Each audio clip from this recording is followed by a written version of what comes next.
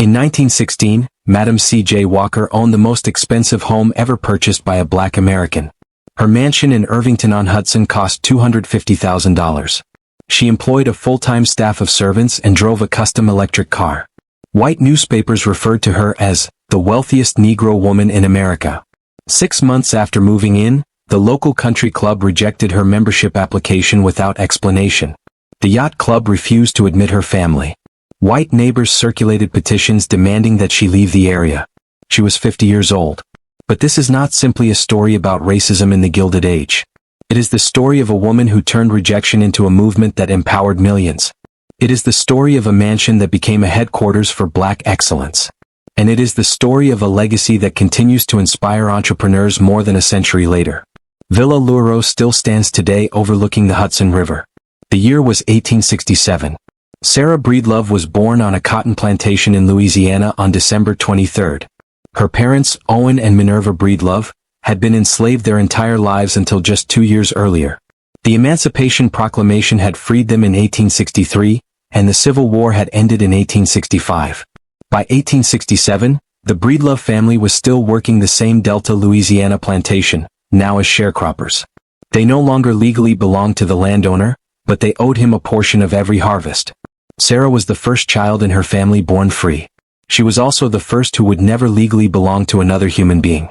But freedom in Reconstruction-era Louisiana meant poverty, violence, and limited options. The family lived in a one-room cabin. Sarah slept on a dirt floor. She worked in the cotton fields as soon as she could walk. Her parents died before she turned 7 years old. Yellow fever took her mother in 1874, and her father died shortly after. Sarah and her older sister, Lovenia, moved north to Vicksburg, Mississippi, where they lived with their brother-in-law, a man Sarah later described as cruel. At age 14, Sarah married Moses McWilliams. She openly said that marriage was her escape from her brother-in-law's abuse. Moses was 19. Sarah was 14. The marriage produced one child, a daughter named Lelia, born in 1885. 2 years later, Moses McWilliams died. Some accounts suggest he was lynched. Others claim it was an accident. Sarah never spoke publicly about the circumstances. She was 20 years old, widowed with a 2-year-old daughter to support. In 1889 she moved to St. Louis, Missouri. Her brothers worked there as barbers and earned enough to rent rooms and feed their families. Sarah found work as a washerwoman. She scrubbed clothes for white families 6 days a week. The work destroyed her hands. Lye soap burned her skin. When she could find steady work, she earned about $1.50 a day, money that had to cover rent, food, and her daughter's needs. Lelia attended public school. Sarah insisted on education even when it meant going hungry. She wanted her daughter to have opportunities she herself had never known. But Sarah faced another problem beyond poverty. Her hair was falling out. The stress of widowhood, poor nutrition, and scalp disease caused by infrequent washing had damaged her hairline. Black women in the 1890s had few hair care options. Most used harsh lye-based products or nothing at all. Braiding and covering hair was common, and going bald was considered shameful. Sarah tried every remedy she could find, but nothing worked. In 1904 she claimed she had a dream. In it, a large black man appeared and gave her a formula for hair growth. She mixed the ingredients and applied them to her scalp, and her hair began to grow back.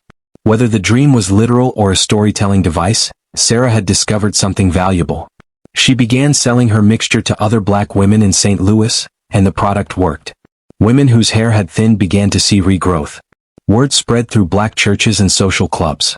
Sarah's mixture contained sulfur, which treated scalp ailments, along with other oils that conditioned hair and stimulated follicles. The formula itself was not revolutionary, but it was effective, and it was specifically marketed to black women at a time when most hair care companies ignored black customers entirely. Sarah recognized an underserved market worth millions. In 1905, she moved to Denver, Colorado, after her brother-in-law wrote to her about opportunities there. She arrived with just $1.50 in savings. During the day she worked as a cook. At night, she sold her hair products door-to-door in black neighborhoods. She developed a sales pitch centered on dignity and self-presentation. Black women, she believed, deserved to look and feel beautiful. Healthy hair was not vanity, it was self-respect. The message resonated and sales grew steadily. In January 1906, Sarah married Charles Joseph Walker, a newspaper advertising salesman. She took his surname and began using Madam C.J. Walker as her business name. The title Madam suggested European sophistication and expertise. Charles helped design advertisements and expand distribution. The marriage lasted 6 years before ending in divorce, but the business partnership proved invaluable. By 1907, Madam Walker had recruited and trained several sales agents. These women, known as Walker agents, went door-to-door selling products and demonstrating the Walker system. The system involved washing with Walker's vegetable shampoo, applying wonderful hair grower to the scalp, and using heated combs to straighten and style hair. Walker did not invent the straightening comb, it had existed for decades, but she popularized it as part of a comprehensive hair care system. She trained agents in proper techniques to avoid burning the hair or scalp. The Walker system became synonymous with professional black hair care. In 1908, Walker moved her business to Pittsburgh, a city with a large black population and a central location for distribution. There, she opened Lelia College, a training school for Walker agents. Women paid tuition to learn the Walker system. Graduates received certificates and were able to purchase products wholesale for resale. With that, Madam C.J. Walker had created a business model that empowered other black women, economically, professionally, and socially. Agents earned between $5 and $15 per week, far more than domestic work typically paid. Some of Walker's top agents earned over $1,000 per year, an exceptional income for black women in that era. The college didn't just teach hair care, it also taught business skills, grooming, and self-presentation. Walker believed that her agents represented the race every time they knocked on a door. By 1910, the business had outgrown Pittsburgh. Walker relocated to Indianapolis, Indiana, choosing the city specifically for its railroad connections. From there, products could be shipped efficiently across the country. She purchased a lot at 640 Northwest Street and built a factory. The Madam C.J. Walker Manufacturing Company employed dozens of workers who mixed products, filled jars, and shipped orders to a rapidly growing network of agents. Walker invested in modern equipment and strict quality control. Every product bore her photograph on the label, she was the brand. By 1911, Walker employed more than 1,000 agents across the United States and the Caribbean. The business had expanded into Cuba, Jamaica, Haiti, and Central America. Wherever black women lived, Walker agents followed. She advertised aggressively in black newspapers, purchasing full-page spreads that featured testimonials along with before and after photographs. Critics, particularly some black intellectuals and journalists, questioned whether Walker's business promoted self-hatred. Was straightening hair an attempt to look white? Walker pushed back firmly. She argued that her products promoted health, not imitation. She was treating scalp disease and helping women present themselves professionally in a society that judged black appearance harshly. She refused to apologize for giving black women choices about their own hair. The debate would continue for decades, but Walker's customers made their opinion clear. By 1911, sales exceeded $1,000 per day. Walker began traveling constantly, recruiting new agents and demonstrating products. She visited churches, lodges, and social clubs, speaking about economic independence and racial pride. Her message blended business opportunity with racial uplift. Black women could support themselves. They could own property. They could build wealth. Walker proved it was possible because she had done it herself. She was 44 years old. In 1912, Walker made a decision that would permanently change her public image. She would travel abroad. Very few black American women had the money or freedom to tour foreign countries at that time. Walker wanted to show that a black woman could move through the world as an equal. She sailed to Central America and the Caribbean, visiting Panama, Cuba, Jamaica, Haiti, and Costa Rica. In each country, she met with local businesswomen and established distribution networks for her products. She photographed herself at famous landmarks, and the images appeared in black newspapers back in the United States. Walker dressed elegantly against tropical backdrops, Walker meeting with local dignitaries. The message was unmistakable. A black woman born on a Louisiana plantation could command respect anywhere. The trip also served practical purposes. Walker recruited agents and studied local hair care practices. Caribbean women had different needs than American customers, and Walker adapted her product line accordingly. When she returned to the United States, she brought with her expanded markets and a new reputation as an international businesswoman. By 1913, Walker's wealth had reached extraordinary levels for any woman, especially a black woman born into poverty. Conservative estimates placed her annual income above $100,000. while some accounts suggested it exceeded $200,000 per year. At a time when the average American family earned about $800 annually, Walker was accumulating wealth at a pace that rivaled white male industrialists. She began purchasing real estate. In Indianapolis, she bought property beyond her factory. In New York City, she acquired a townhouse in Harlem at 136 West 136th Street. Harlem was rapidly becoming the center of black cultural life in America, and Walker wanted to be part of that movement.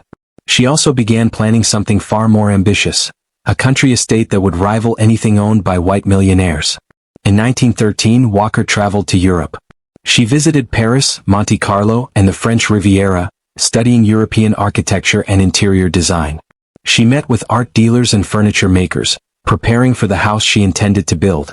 In 1914, Walker purchased property in Irvington-on-Hudson, New York. The village sat approximately 20 miles north of Manhattan along the Hudson River. Wealthy white New Yorkers owned estates there. The neighborhood was exclusive, quiet, and restrictive. No black families lived in Irvington at the time. Walker paid approximately $27,000 for 4.5 acres of land overlooking the river. The property offered sweeping views.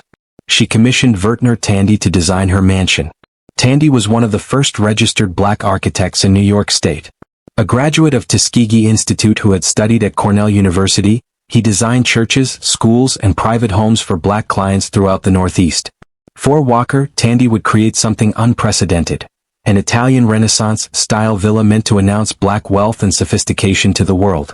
Tandy drew plans for a 34-room mansion spanning roughly 20,000 square feet across 3 floors. The exterior would feature cream-colored stucco walls, a red tile roof, and ornamental details inspired by the Italian villas Walker had admired during her European travels. Construction began in 1916.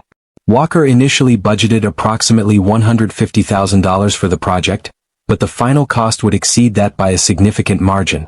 Workers excavated the foundation and laid the groundwork for what would become the most expensive home ever purchased by a black American up to that time.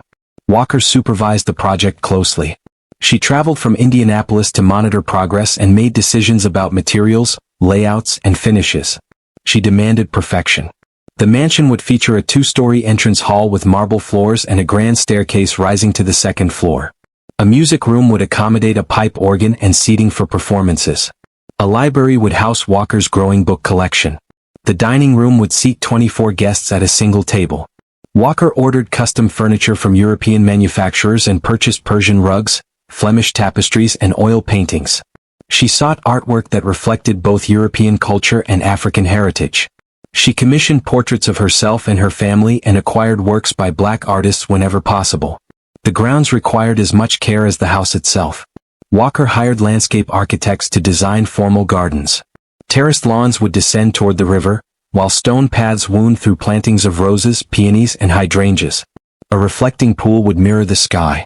The property would also include a garage for her automobiles, a greenhouse for year-round cultivation, and living quarters for the servants who would maintain the estate. Walker planned to employ a full-time staff, a housekeeper, a cook, maids, gardeners, and a chauffeur. Most would live on the property. Walker needed her daughter Lelia's help managing the household. By this time, Lelia had been married twice. Her second husband was Drive W. Y. Wilson, a physician. Lelia had adopted the name A'Lelia Walker, adding the apostrophe for dramatic effect. In 1916, A'Lelia was 31 years old. A'Lelia had grown up watching her mother build an empire and had worked in the business since childhood. Now, she would help transform the mansion into a social center for Black America's elite. Mother and daughter discussed the estate's purpose. It would not be merely a private residence. It would serve as a gathering place for Black leaders, artists, and intellectuals. Walker intended to host the people shaping Black culture and politics. She wanted to create a space where they could meet, plan, and strategize beyond the gaze of white scrutiny. Construction took longer than expected. Material shortages and labor complications slowed progress, and Walker grew impatient. She had waited her entire life to live in a home worthy of her accomplishments. In 1917, the United States entered World War I. The war effort consumed resources and attention. Construction continued, but at a much slower pace. Walker used the delays to refine her vision.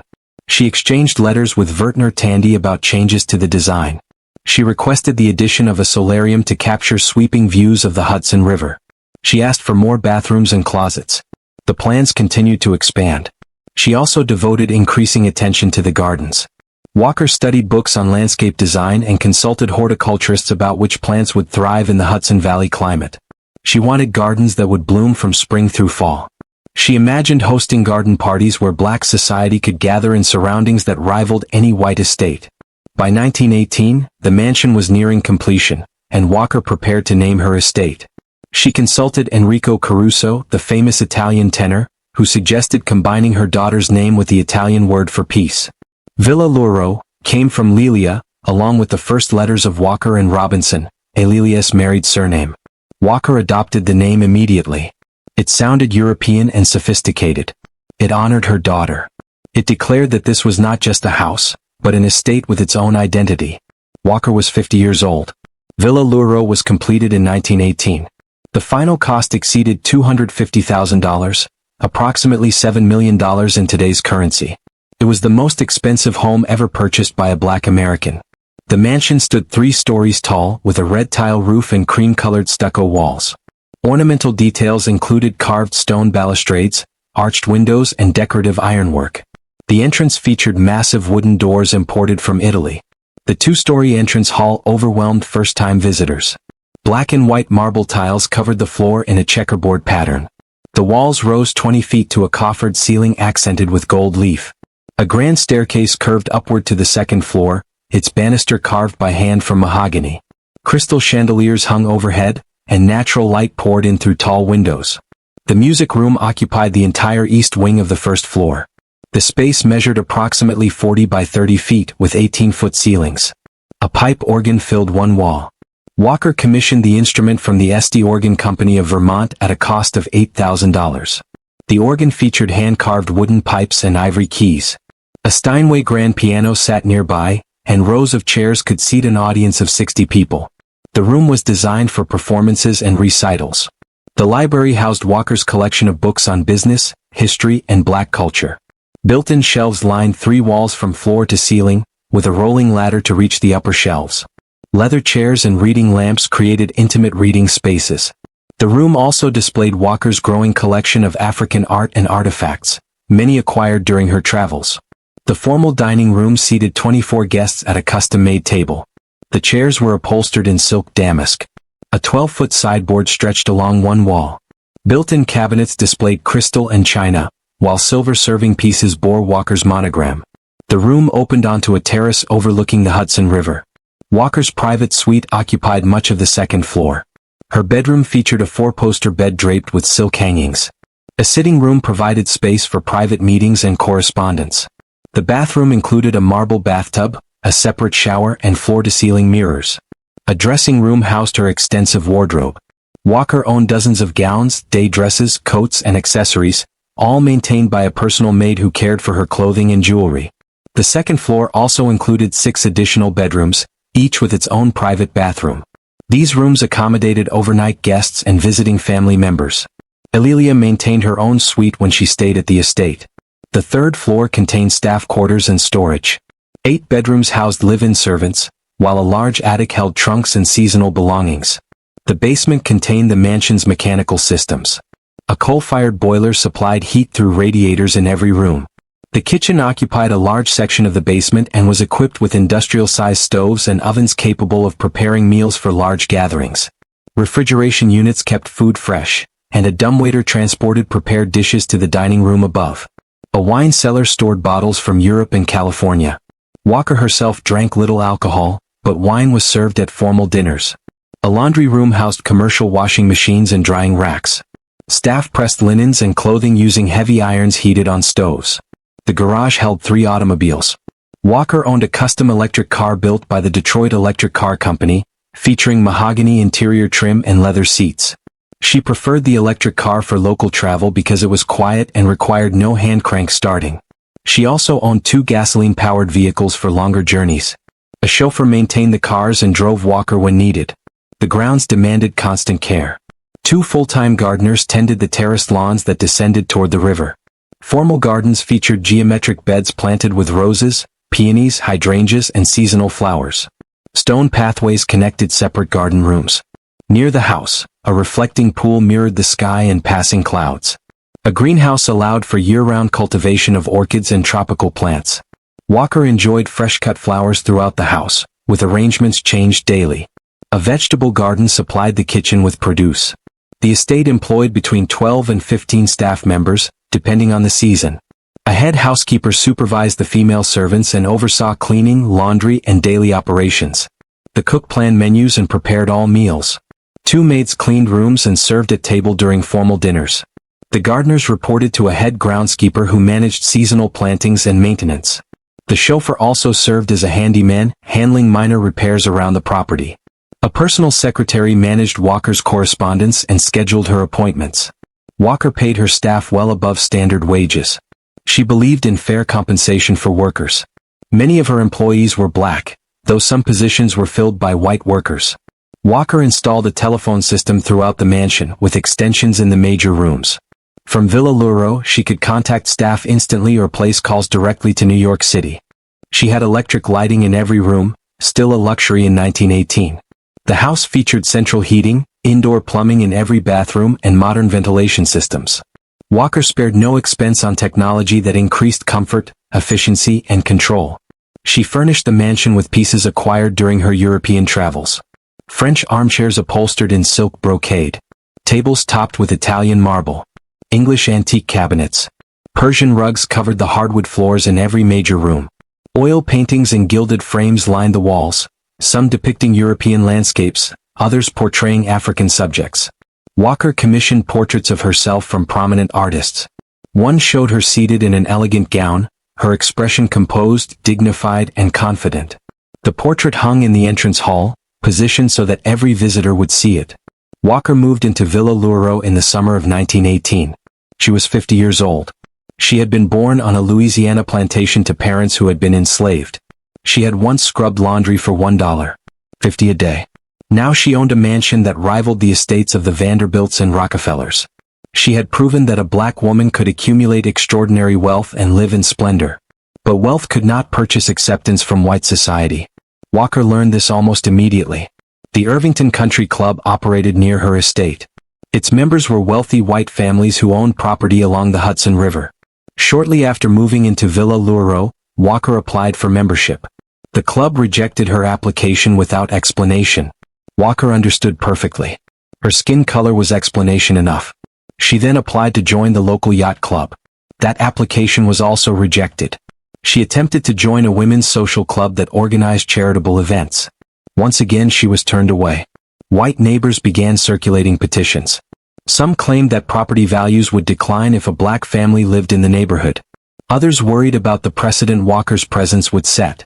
If one wealthy black family could purchase property in Irvington, others might follow. The white residents wanted to prevent that possibility. Local newspapers began publishing stories about Walker. The coverage was rarely favorable. Some articles described the mansion in detail but questioned whether such luxury was appropriate for a Negro woman. Others acknowledged her business success while implying that black wealth was somehow illegitimate. The Irvington Gazette ran an editorial asking whether the village could preserve its character if new residents did not share the community's traditions. The message was unmistakable. Walker did not belong. Walker responded by refusing to retreat. She would not sell the mansion. She would not return to Harlem or Indianapolis. She had purchased the land legally. She had built the house with her own money. She would live there with dignity. Walker began hosting events at Villa Luro that deliberately showcased black achievement. She invited prominent black Americans to visit and gather. W.E.B. Du Bois came to dinner. Booker T. Washington had died in 1915, but Walker had long supported his work at the Tuskegee Institute. Now she welcomed the next generation of black leaders and intellectuals. James Weldon Johnson, the poet and civil rights activist, attended gatherings at the estate. So did Mary McLeod Bethune, the educator and civil rights leader. These were not merely social occasions. Walker used her home as a strategic meeting place. Black leaders discussed the great migration of black Americans from the South to the North. They debated responses to racial violence and lynching. They planned legal challenges to segregation and discrimination. Villa Luro became a headquarters for black activism. Walker funded much of this work directly. She donated thousands of dollars to the NAACP. She contributed to the National Association of Colored Women. She funded scholarships for black students. She gave generously to orphanages and old-age homes that served black communities. Her philanthropy had begun years earlier, but Villa Luro gave her the platform to expand it dramatically. Walker also hosted events that were purely social. She held elaborate dinner parties where guests dined on gold-rimmed china and drank from crystal goblets. Musicians performed in the music room. Dancers entertained in the grand entrance hall. These gatherings celebrated black success and culture. They demonstrated that black Americans could create spaces of elegance and refinement equal to anything white society offered. At the same time, the Harlem Renaissance was beginning to take shape in 1918 and 1919. Black writers, poets, musicians, and artists were developing new forms of expression. Walker wanted to support that movement. She opened her home to artists in need of patronage. Langston Hughes would visit Villa Luro later, after Walker's death, but other writers and performers came during her lifetime. Walker commissioned musicians to compose pieces for performances at the estate. She purchased artwork from black artists and displayed it prominently. She believed that supporting black culture was just as important as building black businesses. The gatherings at Villa Luro attracted attention beyond the black community. Some white progressives and liberals sought invitations. They were curious about this black woman who had amassed such wealth. Walker was selective. She had no interest in being a spectacle or performing black success for white entertainment. But she did cultivate relationships with white allies who genuinely supported civil rights and racial equality. Some of those connections proved useful when she needed political influence. Walker's daughter, Alelia, approached the mansion differently. While her mother used Villa Luro primarily for political and cultural strategy, Alelia saw it as a social playground. She hosted jazz parties that lasted until dawn. She invited younger artists and bohemians who pushed boundaries. Alelia was more interested in entertainment than activism, though the line between the two was often blurred. The parties at Villa Luro became legendary in black society. Invitations were coveted. To attend meant you had arrived. You were part of black America's elite. The mansion became a symbol, not just of Walker's wealth, but of black possibility. If one woman born into slavery could build this, what might the next generation achieve? Yet the white residents of Irvington never accepted her presence. Social clubs remained closed. Neighbors refused to acknowledge her on the street. When Walker drove through town in her electric car, white residents turned away. Their children were instructed not to play with any black children who visited the estate. Local churches did not welcome Walker, forcing her to travel to Harlem or Manhattan to worship. The rejection hurt, despite Walker's public confidence. She had believed, perhaps naively, that wealth would open doors. She assumed that if she owned the finest house, wore the finest clothes and demonstrated impeccable manners, white society would eventually accept her as an equal. She was wrong. Skin color mattered more than bank accounts. In 1919, Walker faced a more personal crisis. Her health began to fail. Walker had been dealing with high blood pressure for several years. Doctors repeatedly warned her to slow down. She ignored them. The business demanded constant attention. The factory in Indianapolis required supervision. Walker agents across the country needed training and support. New products had to be developed. Competitors were copying her formulas and attempting to steal market share. Walker believed she could not afford rest. Her schedule remained relentless. She traveled constantly between Indianapolis, New York, and cities where she recruited agents or handled business matters. 16-hour workdays were common. She slept poorly. Her blood pressure continued to rise. In April 1919, doctors told her she needed to stop working immediately. Her kidneys were failing. Years of uncontrolled hypertension had caused irreversible damage. Walker refused to accept the diagnosis. She was only 51 years old. There was too much left to do. She returned to Villa Luro and attempted to rest, but she could not fully stop.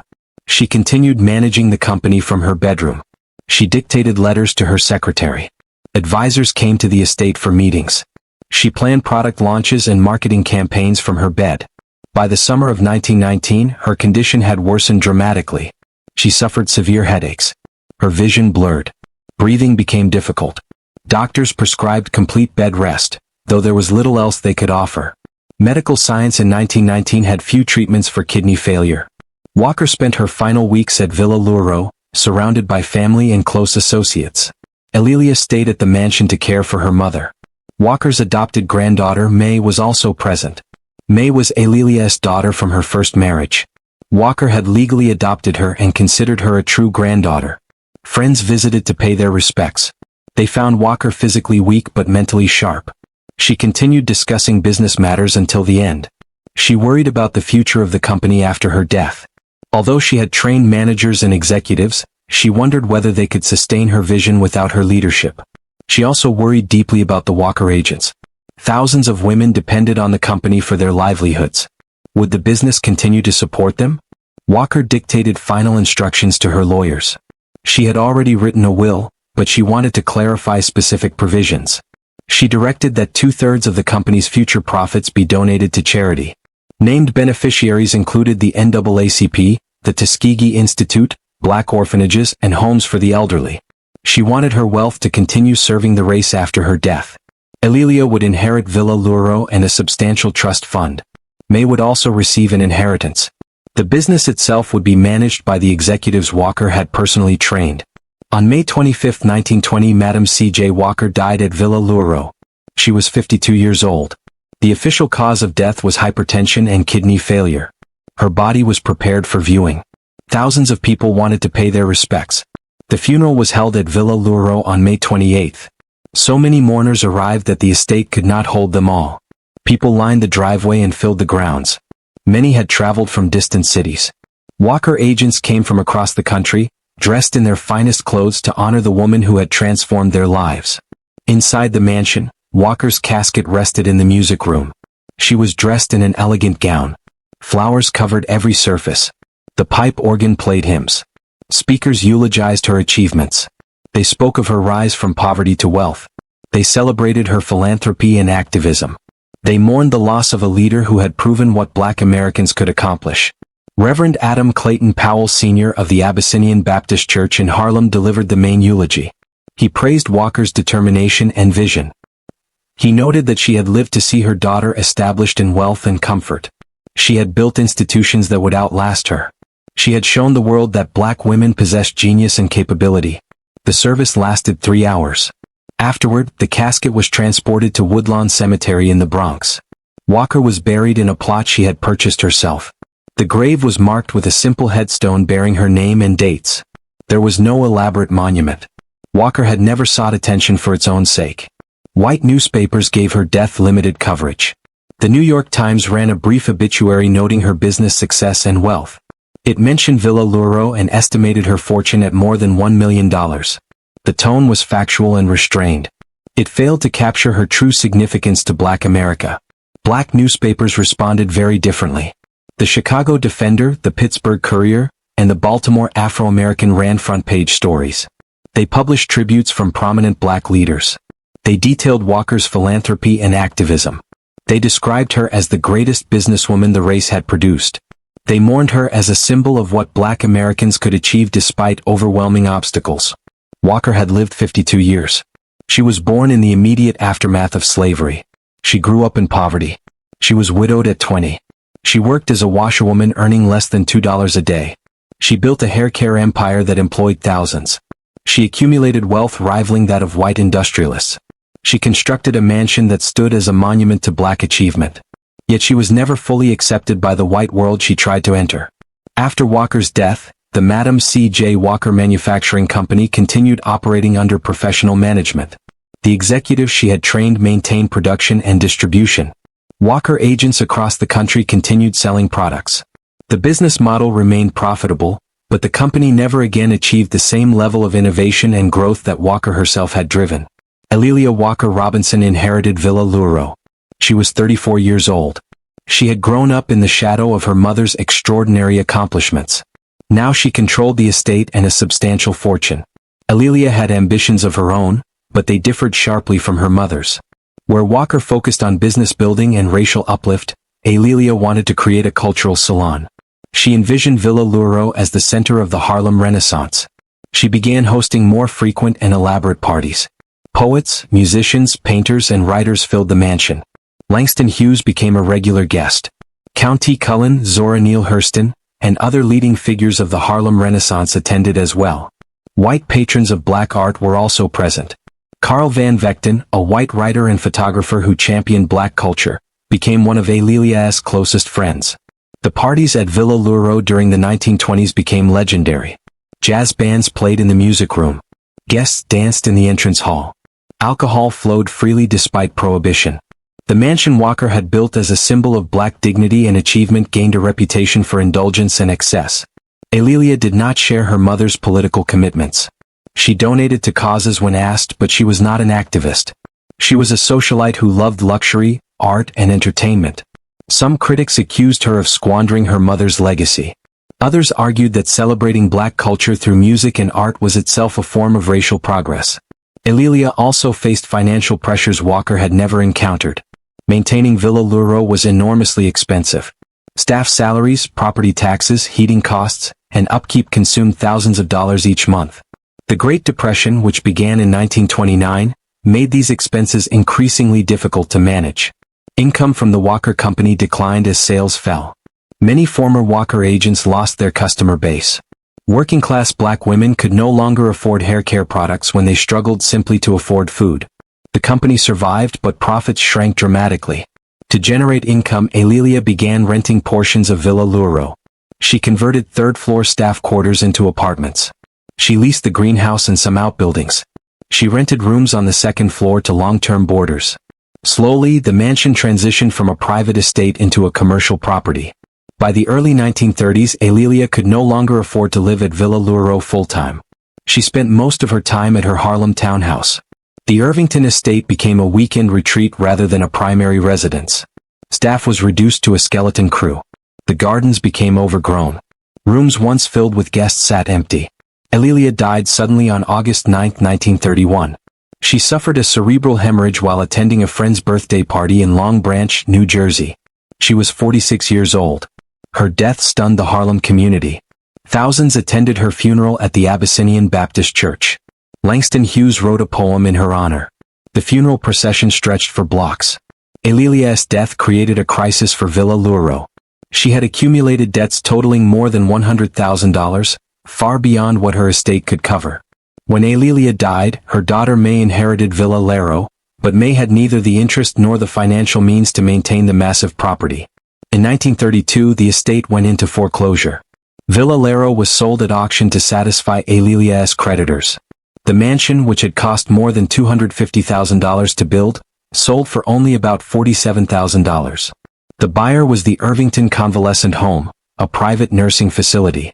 The new owners converted Villa Luro into a residence for elderly patients. The grand music room became a shared common area. The formal dining room was repurposed for institutional meals. Large bedrooms were subdivided into smaller units. The pipe organ was removed and sold. Much of the original furniture was auctioned off. The mansion that had once symbolized black wealth, ambition, and achievement was transformed into an anonymous medical facility. Most of the residents had no idea whose home they were living in. For decades, Villa Luro functioned as a nursing home. Over time, the building slowly deteriorated. Maintenance was postponed or ignored. The roof began to leak. Windows cracked and were never replaced. The terrace gardens disappeared beneath weeds and overgrown brush. The reflecting pool cracked and filled with debris. By the 1960s, local preservationists began to recognize Villa Luro's historical importance. The civil rights movement sparked renewed interest in black history, and Madam C.J. Walker's story was being rediscovered by a new generation. Historians researched her life and documented her achievements. Villa Luro began appearing in books and articles about black entrepreneurship and the Harlem Renaissance. But historical recognition did not bring preservation funding. The nursing home continued operating, and the building continued to decline. In 1973, the nursing home finally closed. The property sat vacant for several years. Vandals broke windows. Water damage spread through the interior. Plaster fell from ceilings. The mansion appeared to be headed toward demolition. In 1976, Harold Dooley, a black investment banker from New Orleans, purchased Villa Luro for approximately $60,000. His goal was to restore the mansion and preserve it as a historic site. He invested heavily in repairs, replacing the roof, fixing plumbing and electrical systems, and stabilizing the structure. Still, a full restoration was beyond his financial reach. In 1981, Villa Luro was designated a National Historic Landmark. The designation formally acknowledged the mansion's importance to American history, but it did not include funding for restoration. The property remained privately owned and inaccessible to the public. Dooley continued making gradual improvements. He researched the original interior design and tried to recreate Walker's vision. He tracked down original furnishings that had been sold at auction decades earlier. He restored the marble floors of the entrance hall and repaired the grand staircase. Throughout the 1990s and 2000s, interest in Madam Walker's life continued to grow. Books, documentaries, and academic studies explored her achievements. The Madam C.J. Walker Manufacturing Company building in Indianapolis was preserved and converted into a cultural center. Walker's Indianapolis home was also preserved as a museum.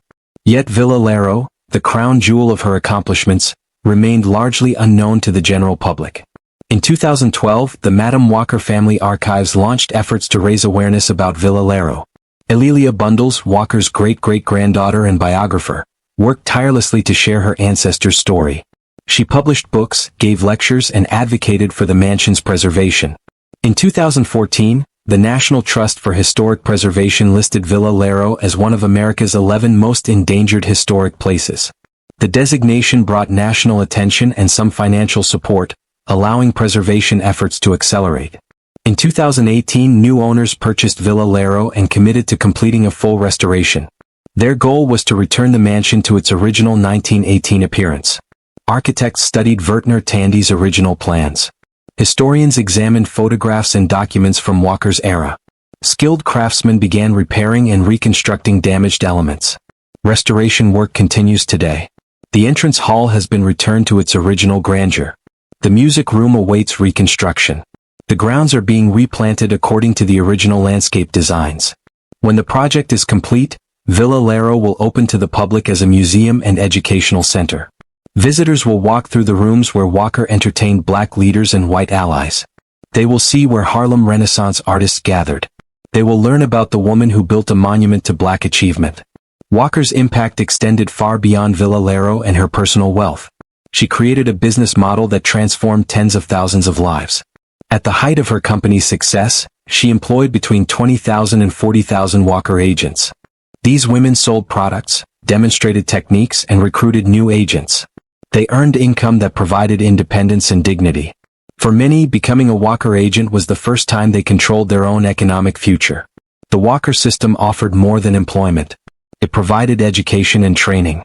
Women learned business skills, customer service, and personal presentation. Walker insisted her agents dress professionally, speak clearly, and carry themselves with dignity. She believed every Walker agent represented the race. Their success proved black women's capability. Their failure would be used by critics to justify racism. Her training programs focused on practical skills: how to approach customers without appearing desperate, how to demonstrate products effectively, how to handle objections, close sales, manage money, and track inventory. Many women had never been taught these skills. Walker also emphasized self-presentation. Agents were expected to be clean, well-groomed, properly dressed, to stand straight, make eye contact, and speak with confidence. These lessons extended far beyond business. Walker was teaching women how to command respect in a society that routinely denied them dignity. The impact was profound. Walker agents reported that the work transformed how they saw themselves. They were no longer just domestic workers or agricultural laborers. They were businesswomen. They had customers, territories, income goals, and decision-making power. Some agents became wealthy by local standards. Top performers earned thousands of dollars annually. They bought homes, sent children to college, invested in property, and launched other businesses. Walker encouraged this entrepreneurship. She wanted her agents to think beyond simply selling her products. Annual Walker Agent Conventions became major events in black communities. Agents gathered to share techniques, learn about new products, and celebrate success. Walker used these conventions to reinforce her message of economic independence and racial pride. She invited prominent speakers, gave awards to top performers, and made her agents feel valued and important. The conventions also served political purposes. Walker encouraged agents to join the NAACP and other civil rights organizations. She urged them to vote after women gained suffrage in 1920. She framed business success as racial advancement. If black women built wealth, they would gain power and respect. Walker's philosophy blended capitalism with racial uplift, a combination that troubled some black intellectuals. W.E.B. Du Bois respected her achievements but worried that a focus on business success distracted from the fight for legal equality and civil rights. Booker T. Washington, on the other hand, championed economic self-reliance and believed Black Americans should build wealth before demanding political power. Walker's success appeared to validate his approach. She had proven Black entrepreneurship could thrive even under Jim Crow. Walker herself refused to choose between these viewpoints. She built businesses and supported civil rights activism. She accumulated wealth and donated generously to organizations fighting for equality. She believed economic power and political power were inseparable. Black Americans needed both. Her advertising strategies were groundbreaking. Walker was among the first American entrepreneurs to use before and after photographs. Agents carried images showing damaged hair before using Walker products and healthy hair afterward, offering visual proof of effectiveness. She also relied heavily on testimonials. Satisfied customers wrote letters describing their results, which appeared in advertisements in Black newspapers. These testimonials built trust and credibility by showing that real women had benefited from her products. Walker's own image became central to her brand. Her photograph appeared on every product. Advertisements told her life story, emphasizing her rise from poverty to wealth. She became a symbol of possibility. If Sarah Breedlove could transform herself into Madam C.J. Walker, then what might other Black women achieve? This approach to personal branding was revolutionary in the early 20th century. Very few businesses at the time were built around the founder's identity and life story. Walker understood that she was not just selling hair products. She was selling hope, ambition, and the possibility of transformation. The controversy surrounding hair straightening never completely faded. Marcus Garvey, the Black nationalist leader, openly criticized Black women who straightened their hair. He argued that the practice reflected internalized racism and a rejection of African features. Defenders of Walker responded that the Walker system emphasized health, not assimilation. Straightened hair, they argued, was easier to manage and style. It allowed Black women to present themselves professionally in environments where they were judged harshly and often unfairly.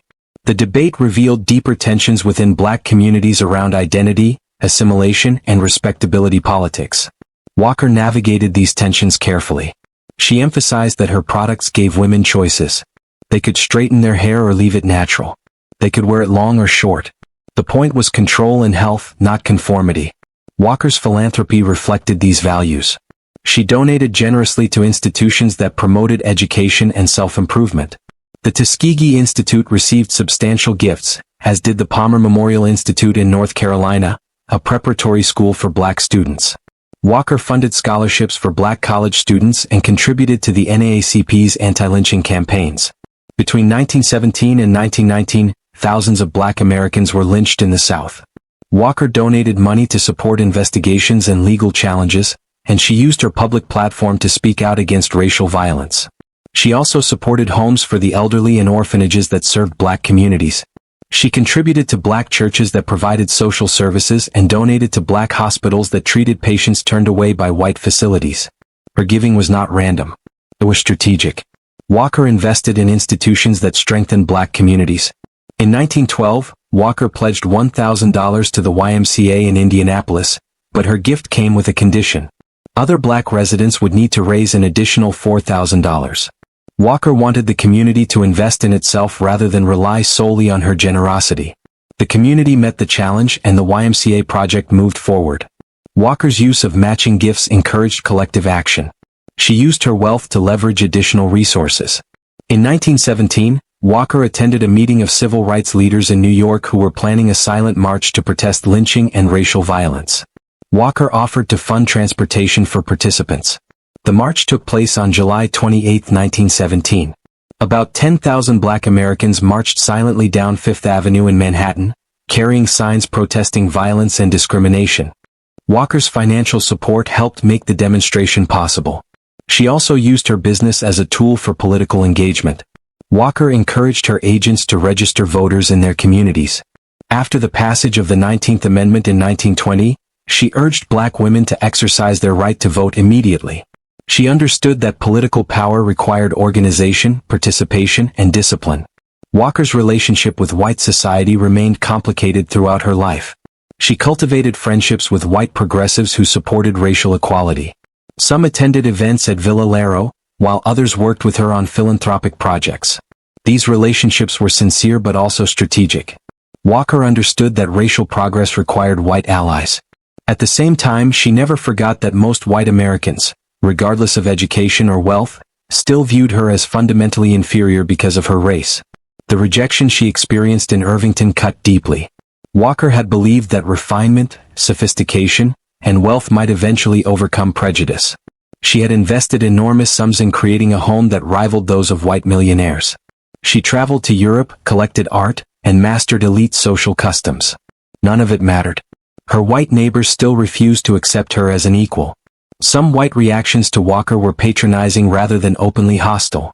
Journalists often described her as an exceptional Negro, implying that her success was rare and not representative of black ability. These writers praised Walker while reinforcing stereotypes about black inferiority.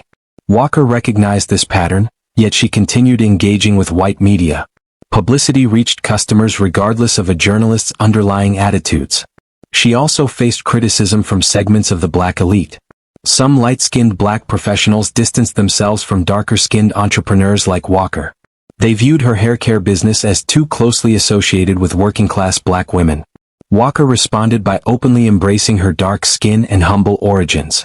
She refused to apologize for serving ordinary black women. This stance earned her deep respect among working-class communities, even as some elites remained ambivalent. Colorism within black communities was real and painful. Walker chose to navigate it by focusing on her work and philanthropy rather than chasing social acceptance. Walker's health problems began earlier than many realized. By 1917, she was experiencing symptoms of hypertension. Her blood pressure was dangerously high, and doctors repeatedly warned her to slow down and reduce stress. Walker tried but found it nearly impossible. The business demanded constant attention. Competitors copied her formulas and undercut her prices. She had to innovate continuously to maintain her market share. She also felt responsible for the thousands of women whose livelihoods depended on the Walker Company. If the business faltered, they would suffer. She hired additional managers and tried to delegate responsibilities, but she struggled to relinquish control. She had built the company herself and understood it better than anyone. She feared others would make decisions that could damage the brand she had spent decades creating. The stress took a toll. Walker's blood pressure continued rising. She suffered headaches and dizzy spells. By 1918, her kidneys were already damaged. Chronic hypertension had caused irreversible harm. Modern medicine might have managed her condition with medication and lifestyle changes. In 1918, doctors had few effective treatments. They prescribed rest, something Walker could not sustain, and dietary changes that provided little relief. Walker knew she was dying. During her final year, she focused on ensuring the business would survive without her. She promoted trusted executives, expanded their authority, documented processes, and wrote detailed instructions covering product formulas and quality standards. She also devoted significant attention to her will and estate planning. She wanted her wealth to continue serving the black community. 2/3 of future company profits were designated for charitable causes. She specified which organizations would receive funding and how the money should be used, prioritizing education, civil rights, and care for the elderly and orphaned. Her final months at Villa Laro were physically difficult. She was confined to bed most days and could no longer walk without assistance. Breathing became difficult. Her vision deteriorated, but her mind remained sharp until near the end. She continued meeting visitors and discussing business. Alelia stayed at the mansion to care for her mother. Their relationship was complicated. Alelia loved Walker but had always lived in her shadow. She had worked in the business since childhood but never shared Walker's passion for building enterprises or advancing causes. Alelia loved luxury and entertainment. Walker loved work and purpose. They were fundamentally different. Walker worried about the future. Would Alelia preserve the business? Would she honor the charitable commitments Walker had made? Would she maintain Villa Laro as a symbol of black achievement? Walker voiced these concerns to close associates but ultimately could only hope her daughter would rise to the responsibility. Walker died on May 25, 1920, just months after women gained the right to vote through the 19th Amendment. She had supported suffrage and encouraged her agents to prepare for political participation, but she never lived to cast a ballot herself. Her funeral at Villa Laro became a major event in Black America. Mourners traveled from across the country. Walker agents arrived dressed in their finest clothes to honor the woman who had transformed their lives. Civil rights leaders eulogized her as a symbol of black determination and capability, noting that she had proven black women could succeed at the highest levels of business. Black newspapers devoted extensive coverage to her death and legacy. The Chicago Defender published a special section celebrating her achievements. The Pittsburgh Courier ran a multi-page tribute. These publications understood that Walker's story mattered deeply to their readers. White newspapers offered more restrained coverage. The New York Times published a brief, factual obituary acknowledging her wealth and business success but failing to explore the broader significance of her accomplishments. Walker was treated more as a curiosity than as a major American entrepreneur. This disparity reflected larger patterns of racial exclusion in how achievement was recognized. Walker was buried at Woodlawn Cemetery, alongside wealthy industrialists, politicians, and cultural figures. She had purchased her plot in advance, ensuring she would rest in prestigious surroundings. Her grave marker was simple, bearing only her name and dates. She had never sought attention for its own sake. After her death, the Madam C.J. Walker Manufacturing Company continued operating for decades. It remained profitable through the 1920s despite growing competition. The Great Depression hurt sales significantly, but the company survived. By the 1950s and 1960s, changing beauty standards and new competitors weakened its market position. Black women had more choices in hair care products, and the industry Walker helped create had evolved far beyond its beginnings. As the 20th century progressed, major corporations began marketing directly to black consumers. The Walker Company struggled to compete against these larger firms with greater resources. In 1985, the company ceased its manufacturing operations altogether. The brand was sold to another firm that continued producing a limited line of products. Today, Madam C.J. Walker beauty culture products are still available, though the business bears little resemblance to Walker's original enterprise.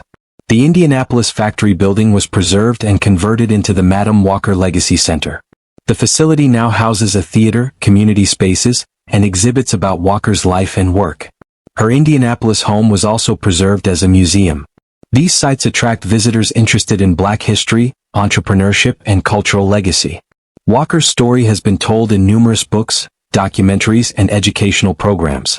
Alelia Bundles, Walker's great-great-granddaughter, became a journalist and biographer who researched the family's history in depth. Her book about Walker brought renewed attention to her ancestors' achievements and helped introduce Walker's story to new generations. Walker's legacy extends far beyond the products she sold or the mansion she built. She fundamentally changed what was possible for Black women in America. Before Walker, very few Black women controlled significant wealth. Most worked as domestic servants, agricultural laborers, or in other low-wage occupations. Walker proved that Black women could build businesses, accumulate capital, and compete successfully in the marketplace. Her success inspired generations of Black entrepreneurs. In the decades following her death, thousands of Black women started their own businesses. Many cited Walker as their inspiration. They had seen that a Black woman born into poverty could build an empire. If Walker could do it, perhaps they could too. Walker also transformed how Black women thought about themselves. Her advertising emphasized beauty, dignity, and self-respect. She told Black women that they deserved to look and feel their best. This message was radical in an era when American culture consistently demeaned Black appearance. Walker insisted that Black women were beautiful and worthy of care. The economic model Walker created also left a lasting mark. Her direct sales system, in which independent agents earned commissions selling products, later became common across many industries. Companies like Avon and Tupperware would adopt similar approaches. Walker pioneered this model within the Black community and demonstrated that it could generate substantial wealth. Her philanthropy established standards that other wealthy Black Americans would follow. Walker showed that successful Black entrepreneurs had obligations to their communities. They should fund education, support civil rights efforts, and assist those less fortunate. This tradition of giving back became central to Black wealth-building culture. Throughout the 20th century, many successful Black Americans followed Walker's example by supporting historically Black colleges, civil rights organizations, and community institutions. The debates Walker sparked about hair, beauty, and identity continue today. Black women still face pressures surrounding how they present themselves. Natural hair movements have challenged the idea that straightened hair is more professional or acceptable. These contemporary debates echo arguments that began during Walker's lifetime. Walker herself would likely have supported Black women having choices about their hair. Her business was built on providing women with options and control. Villa Laro's history illustrates the precarious nature of black wealth in America. Walker built a magnificent estate through her own labor and business skill. Within 12 years of her death, the mansion had been lost to creditors and repurposed. The wealth she accumulated proved difficult to pass on to the next generation. A'Lelia lacked her mother's discipline and business focus. The Great Depression destroyed many fortunes, but black wealth was especially vulnerable. This pattern has repeated throughout American history. Black families build wealth only to see it dissipate within a generation or two due to systemic racism, limited access to capital, and barriers to wealth transfer. Walker's story highlights both the possibility of black wealth creation and the challenges of preserving it. The restoration of Villa Laro in the 21st century represents a form of historical justice. The mansion that white society rejected and allowed to decay is now being recognized as a national treasure. Preservation efforts acknowledge that Walker's achievements matter to American history. She was not merely a successful businesswoman. She was a pioneer who challenged racial boundaries and expanded what black Americans could accomplish. When the restoration is complete and Villa Laro opens to the public, visitors will encounter the full story. They will learn about Walker's birth into poverty, her struggle as a widowed washerwoman, her entrepreneurial breakthrough, and her rise to wealth. They will walk through the mansion she built and understand what it meant for a black woman to create such a space in 1918. They will also learn about the rejection she faced, the doors that remained closed despite her success, and how she responded by building alternative institutions. Walker's great-great-granddaughter A'Lelia Bundles has worked for decades to ensure this story reaches modern audiences. She has written books, produced documentaries, and lectured internationally about her ancestor. Bundles emphasizes that Walker's achievements were not merely personal triumphs. They were victories for all black women who followed. Every black woman entrepreneur, business owner, and woman who controls her own economic destiny stands on Walker's shoulders. In 2020, Netflix released a limited series about Walker's life, introducing her story to millions who had never heard of her. Young black women discovered that a century earlier, someone who looked like them had built an empire. The series sparked renewed interest in Walker's life and legacy. Sales of books about her increased. Museum attendance rose. Social media filled with discussions about her achievements. Walker's story resonated strongly during the Black Lives Matter movement. Activists emphasized that black wealth and success did not shield people from racism. Walker had been the richest black woman in America, yet white society still refused to accept her as an equal. Her experience illustrated the pervasiveness of systemic racism. No level of individual achievement could overcome structural barriers. This reality helped contemporary audiences better understand how racism operates. Walker's business philosophy continues to influence black entrepreneurship today. She believed economic independence was a form of freedom. She taught her agents that controlling their labor and income provided dignity and power. She believed that building black businesses strengthened black communities. These principles remain central to black economic thought. Organizations supporting black entrepreneurs often cite Walker as an inspiration. The Walker system's emphasis on training and education also endures. Walker understood that success required more than good products. It required skills, knowledge, and confidence. She invested heavily in teaching her agents how to succeed. Modern business incubators and training programs follow similar models. Walker also understood the importance of representation long before diversity became a buzzword. She placed her photograph on every product. She told her agents to be visible and proud. She wanted black women to see themselves reflected in successful businesses. Walker knew that seeing someone who looked like you succeed made success feel possible. The philosophy Walker lived by, though never formally written as a motto, can be summarized simply. Black women deserved economic independence, dignity, and respect. They should control their own labor and benefit from their work. They should support one another and build institutions that serve their communities. They should never apologize for their ambition or success. This worldview challenged nearly every assumption of Walker's era about race, gender, and class. Walker rejected the idea that black women should remain poor. She dismissed the notion that they belonged only in domestic service. She laughed at claims that black women lacked business ability. Through her life, she proved these assumptions wrong. Villa Laro embodies that refusal to accept limits. The mansion was an audacious statement. A black woman born on a plantation was building a palace. She claimed space in an exclusive white community. She demanded recognition as an equal. White residents of Irvington could bar her from their clubs, but they could not deny that her estate rivaled their own. The house still stands on its hillside overlooking the Hudson River. Its cream stucco walls and red tile roof remain visible from the water. Boaters passing by see the Italian Renaissance villa and wonder about its history. Some know it was built by the first female self-made millionaire in American history. Others are learning the story as Villa Lero's restoration brings renewed attention. The mansion that shocked white New York society more than a century ago is finally being recognized for what it truly represents. Not just wealth or luxury, but determination, dignity, and the refusal to be limited by prejudice. Sarah Breedlove was born with nothing. She died as Madam C.J. Walker, owner of an empire and a palace. Her wealth could not buy acceptance from white society, but it could build institutions, employ thousands, and inspire millions. Villa Lero stands as proof that one woman's ambition and labor could change what seemed possible. The mansion was never meant for her alone. It was built for every black woman who came after, showing them what they too might become.